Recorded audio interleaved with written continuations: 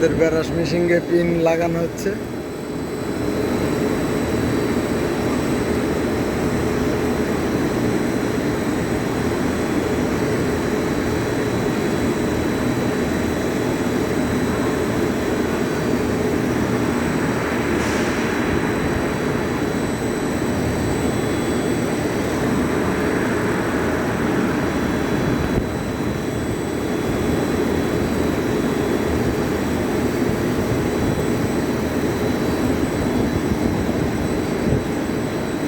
সিরাজ ভাই আমাদের পেন পেঁচাইতেছে।